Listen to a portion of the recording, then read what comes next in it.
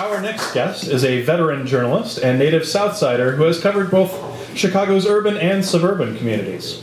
Her book, Old School Adventures from Englewood, south side of Chicago, shares recollections of what life was like growing up in Englewood when her parents migrated to Chicago in the early 1950s and purchased a home in 1959.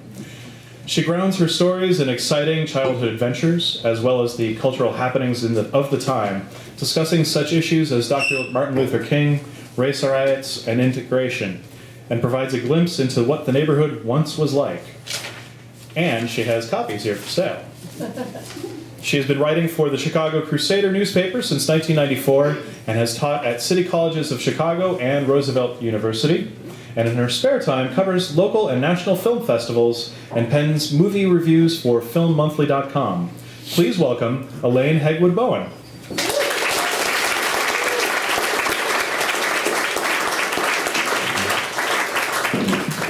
Hello, everybody. Hello. Hi. When he was reading, I'm like, oh, that's me. That's a cool bio. Anyway, and is it Sarah? I grew up in a white house on the corner with a big evergreen tree, and we called our father the warden, even though we didn't refer to the house as a bunker. But we called him the warden because he was very strict. I wrote this book last year. I wanted somewhere in history there'd be some good stuff about Englewood, even though Englewood is on the upswing now. Good things are happening in Englewood. If you go on Englewood Portal, you read about all the good stuff that's going on. They just had a 3K, 5K? 5K. Yeah. Okay, I didn't run it, so I didn't. 5K. And so good things are happening, but when I was doing research, I found academic books, and then I found some hip hop books. And this book really is a collection of coming of age essays growing up in Englewood as Adam. Am I right? Andrew. Okay. I'm sorry. Said my father bought a house. They bought a house in Englewood in 1959. They had lived on 47th around the Black Belt. And so I don't know. I know we bought the house in 59. My family is still in the house. There's good and bad about Englewood. So I'm reading about old school Englewood as my book implies. I'm going to read. Both of the short essays are going to refer to cars. Cars were a big thing. There's a car on the cover of the book. That's my family, minus one.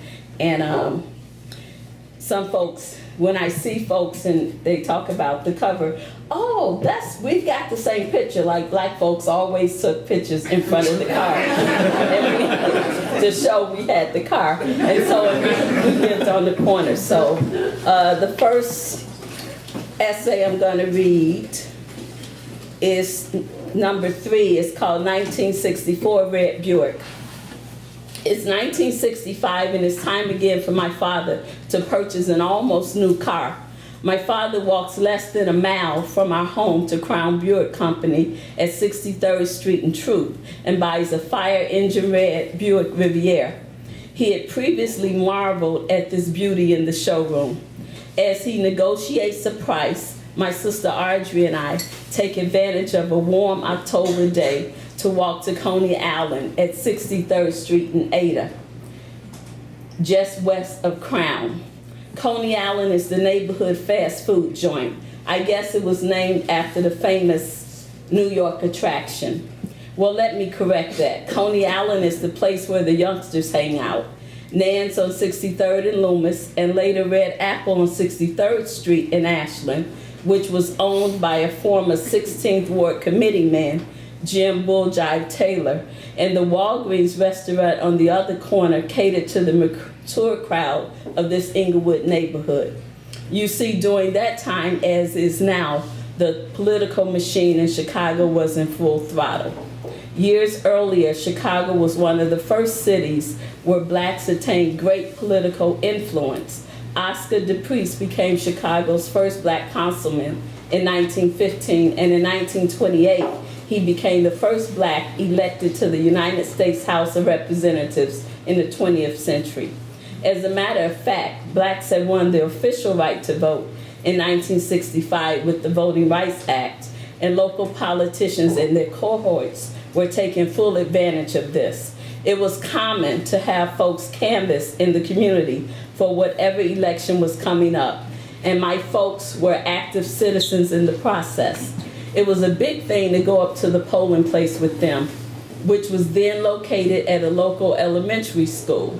People would mill around talking about one candidate or the other, so Taylor's restaurant was always crowded, with folks ordering fried chicken, chitlins, and whatever was the featured bean of the day, along with cornbread muffins, while discussing current political issues.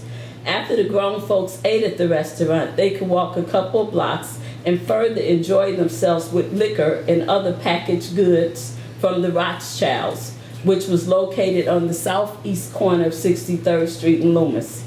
There was always some brother in front of Rothschilds who seemed to be drunker than the customers going in, who served as the doorman in hopes of getting tips to buy more liquor. One such doorman was a man whose brother had recently been killed. When asked one day about his brother's murder, he shrugged his shoulders and said, "He's gone, but I'm still here." My usual order at Coney Island is a burger and fries and, of course, a suicide. A suicide is the soft drink made from a variety of the fountain flavors. My preference is more Coke and orange flavors, something that I will still order at the movie theaters even to this day. "May I help you?" the clerk asked from behind the counter. "Give us 2 cheeseburgers, please," my sister and I both answered in unison. You see, we weren't twins, but we often behaved as such. The burgers came with fries at no extra charge. I mean, most of the beef to feed the free world was being slaughtered right here in Chicago, so it was easy to come by. As my father proudly deposits $400 on a nearly $3,163 debt, leaving him with a 36-month, $77.60 note, give or take, we reluctantly clunk down what seems to be a life savings of change for our food. As he drives past the Dell Farm grocery store, also at 63rd Street in Loomis, reality hits him. He has to give my mother money for food. That's all right. We may have to eat beans and cornbread for a couple of days, but we're sure going to look good in that red Riviera. The intersection is busy at this time of day. The rush hour buses running up and down the 2 streets take passengers either south on Loomis or west on 63rd Street from the final stop on the L. 63rd Street is the business district of this neighborhood. Yes, this is the same 63rd Street that the late Marvin Gaye sings about in Hitchhike. Between Halsted to the east and Ashland to the west are a myriad of shops and restaurants that blacks are welcome to patronize. Throughout the years, Thompson's Barber Shop has also served as the local polling place at election time. Amanda & Sons Cleaners advertises a plant on premises. One of their specialties is blocking hats, and my father uses this service to clean his Dobbs hats that he most likely purchased at Howard Styles shops down on Maxwell Street near Halsted, or what at the time was called Jewtown, to recognize the many shop owners who were Jewish. The shirts, suits, and dresses would always be so nicely cleaned and pressed. If you peered past the front counter, you could see the guy operating the pressing machine. This glimpse into the dry cleaning business would further manifest itself a few years later as one of my father's brothers would open his own dry cleaning business over in the Gresham neighborhood. As teens, we would hang out on a Saturday, placing garments on hangers and pulling the plastic over each order to keep the clothes fresh and crisp. When you drive down 87th Street near Halsted, you can still see the sign, Hegwood Cleaners, in the window. Then there's Sarah's Beauty Salon, which is always filled with women vying to look beautiful, especially on the weekends. There are even 2 banks within this short area, Chicago City Bank and Trust Company and the Ashland and 63rd State Bank, as well as a hospital named Inglewood Hospital. The neighborhood to the west of Ashland is entirely white, and even though our money is green, we are not welcome to shop there. On our way back from Coney Island with small, greasy brown paper bags and overfilled brimming paper cups, we would spend the rest of our pennies on candy at Big Mama's grocery store. It takes us a while to arrive home, but it takes my father even longer. Although we live only moments from the car dealership, my father takes a leisurely drive home, beaming with pride every block of the way. This fond memory of the Englewood community will always remain in my heart, just as memories of my father and his new Buick always bring a smile to my face, a smile as wide as the grill on that bright red Buick Riviera. I wrote that story when I was in J school at Roosevelt, and I based it off of this bill of sale. So I knew.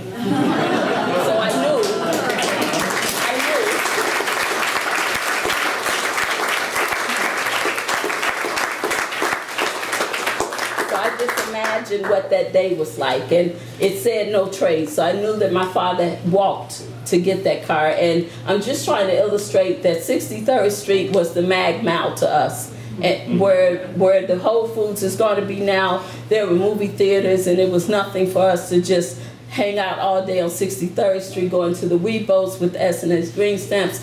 All the commerce was on 63rd Street, and so it was just a fun time. So like I said, I know he walked because it said no trade. So now the number 4 essay is years later, and it's titled "My Red Car is Cooler Than Your Red Car." 1978 red Pontiac. About 12 years after my father bought his red car, I bought a red car, but I needed my father's help, not with the financing, but his confirmation for me that this red car was, well, in fact, a car. You see, my father worked at his regular job, but he was also a mechanic at heart. Often he would repair cars in the driveway and garage of our home. It was an old garage, the kind where you turn the lever and then use all your strength to push the door upwards. The garage held all types of tools that my father would regularly use to keep community members in their wheels. When I decided to buy a car, it was kind of a tough job getting my father to take me car shopping. You see, he had 1 son and 4 daughters. So I guess the girls weren't supposed to drive, but eventually we started working. Once we started working, all of my sisters purchased cars. My older sister, Audrey Darner, taught herself to drive, and when she was ready and had saved up enough money, in 1975, she went to the local Ford dealership, which was located not too far from the house. She literally left the house with Phyllis, that's my other sister, in tow, and they took the bus and came back with Phyllis driving the car that Audrey had just purchased. I wanted to buy a car, but RD wouldn't teach me how to drive, so my cousin Henry took me out to practice, and my youngest sister drove it home for me, Audrey said. Quote, at that time, Phyllis was the most skilled driver of all the girls. A week later, Audrey received her driver's license, and she drove that white Granada with the red interior until the engine died in 1986. My youngest sister, Olivia, purchased her first car, a bronze 1979 Pontiac Sunbird. She had taken a few driving lessons from Audrey and then rented cars to get extra practice. Eventually, she saved up enough money and bought her own car. But I wasn't so lucky. I had gone to Jones and we didn't have driver's education. So when I finished high school in the early 70s, I decided to take driving lessons from a professional driving school. Afterward, Henry's brother George took me to the DMV to get my license, but it would be years before I purchased an automobile. After much prodding, my father did take me out car shopping. I had my eye on a Buick Apollo. I guess I figured if Buicks were good enough for him, then they had to be good enough for me. But that didn't pan out. I recall having left my job with the city of Chicago because of discrimination. Unfortunately, I wasn't informed enough to sue them for such injustice. I had been passed up for yet another promotion within the Department of Water and Sewers. So one Friday in April 1977, when I found out that yet another secretary from the Bridgeport neighborhood had gotten the latest opening, I blew my top. For many years, the city of Chicago provided the students who were seniors from Jones with jobs to meet their course requirements. And after having worked there for a few years, I had been charged with training white girls who had come into the department. At this point, I was really frustrated, and I went to my boss and told him I had it. I took off on the following Monday and went to Banner Employment Agency. I typed my butt off and took shorthand as fast as I could, all the good stuff I had learned in Miss Henderson's class at Jones. I believe I was taking shorthand about 120 words per minute for 3 to 5 minutes and typing well over 100 words per minute for about the same length of time. Before I could get home good, I received a call from Banner about an interview for the Rowan and Grossman Law Firm, which was located downtown in the financial district. I accepted the position, and now I was a legal secretary making good money, but only 1 or 2 sisters there at the time. I first started off working in the real estate department, and then I switched to domestic law. Since I thought I was important, I wanted to look important, and decided it was time to get a car. Not that I would drive the car to work. It was crazy to tackle traffic and pay through the nose to park. One day after work, I took the bus to Rogers Pontiac in Bronzeville and salivated over a nice shiny red 1978 Pontiac Firebird. My credit went through, as I had smaller accounts at Lerner clothing stores and Carter's Jewelers on Madison Estate. This is where I purchased my first real watch. I remember going into the jewelry store, which was very popular and situated on the busy downtown Chicago corner, picking out a watch and being recognized as my father's daughter. "You're RD's daughter, aren't you?" the clerk asked. I said yes, and she told me that she was related to one of my cousins, and she was. She wasn't just making small talk. She was the sister of my dear cousin Dolores, who at one time babysat us and taught us so many wonderful things. But I couldn't buy a car that easily, and I still had some reservations. I just wanted my father to look at the car for me, kick the tires, open the hood, anything. But he wasn't going for it, and he kept ignoring my pleas. I felt defeated and just sat on the back steps crying one day, telling my mother that all I needed was for him to check the car out. I didn't need money or anything. Can he come and just open the hood of the car and tell me it's an engine? Let me know that it was a good purchase, I asked my mother. So she intervened and told him that he had hurt my feelings by not going down to Rogers, which is still located at 29th Street in Michigan. Let me interject here. My mother probably didn't say hurt my feelings, because I can just hear you old school folks exclaim, "What does she mean hurt her feelings? Your parents can't hurt your feelings."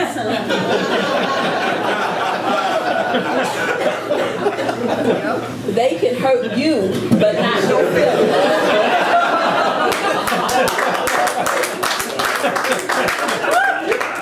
Let me just say that she suggested to him that I was feeling really upset about this car situation. A few days later, after I came home from work, my father drove me down to the dealership. And shortly after that, I was driving a sports car home in my special driving Miss Daisy style. The day I was due to pick up the car, I took the bus down after work. After we completed the deal, I needed to have them install a radio, and I was fine with waiting until the next day or so. But I was really stalling because it was nighttime, and I didn't want to drive the car for the first time at night.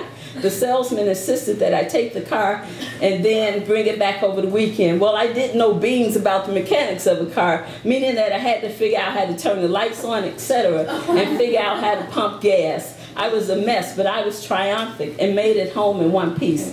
My father drove the car to work out in the south suburbs one day, and when he came home, he said it was too far down on the floor. Well, I'm thinking it's a sports car, not a Cadillac. I recall driving up the north side on Lakeshore Drive or at many intersections, and I would get looks from brothers in their cars. They would all ask whether it was my boyfriend's car, not believing that I would own such a slick ride. No matter what I was thinking in my mind, my car could still never have been as cool as my father's. R.D. put his own record player in that Riviera, my brother would tell me years later. He was a whiz with cars, and the record player was under the glove compartment, and it played 45s. I didn't know. Like, where's that car now? Right. My Firebird Firebird certainly didn't last as long as my father's Cherry Red Riviera. I moved away to Cincinnati and had to give the car back to GMAC. Well, actually, they had finally found out that I had stopped making payments, had left Chicago, and was working at Queen City Hospital. Quote, "Hello, is that your red Firebird part over there?" The security guy asked me one day as I was leaving work. I said, "Yes, it is." He proceeded to tell me that some guy in a truck had been checking it out. "Thank you, brother," I said, extra grateful that he had clued me in. Shortly thereafter, I called the loan company and arranged to take the car to the nearest Pontiac dealership to turn it over. They were this close to repossessing it away from me. You may ask what I was doing in Cincinnati during an episode called Life. I had been swept off my feet and headed there for what turned out to be a romantic adventure best discussed later. Well, okay, since you and I have sort of become a bit closer during your time reading my essays, I will give you a little peek into this episode. The specimen was cool with this Ron O'Neal resemblance about him. He also lived on the south side in Inglewood, and he was cool enough to tell the strange guy who was seated at the table in the club that Friday night that he was my husband, and that the stranger should find another table. Not so fast, I was thinking, but it didn't bother me enough to ask him to leave. So the rest of the night at the Disco 108 on South Vincennes Avenue was quite nice. We would later be married and ended up in Cincinnati for a while. Out of this union, we produced my lovely daughter, Crystal Elaine Bowen, also known as Psalm 1. I was born prematurely, and I had to stay in the incubator for a while. As well, when my daughter came along in 1980, she was about 5 weeks early and weighed a mere 4 pounds, 1/2 ounce. She also had to stay in an incubator for a week before we could bring her home. Crystal's sudden birth sneaked up on me because I was going to a doctor's appointment, and he immediately ordered me into the hospital. I was diagnosed with preeclampsia, a condition of hypertension, after a week or so of eating cold cuts and fast food because the cooking gas had been cut off in the far north side building where my husband and I lived. I protested because there was a baby shower planned in my honor for the next day, but the doctor, John Strauss, MD, wasn't hearing it. After a week of tests of amniocentesis and a crack at inducing labor, nothing yielded the desired results, and a C-section was planned the following week. And the rest, really this time, is history best explained some other time. Thank you.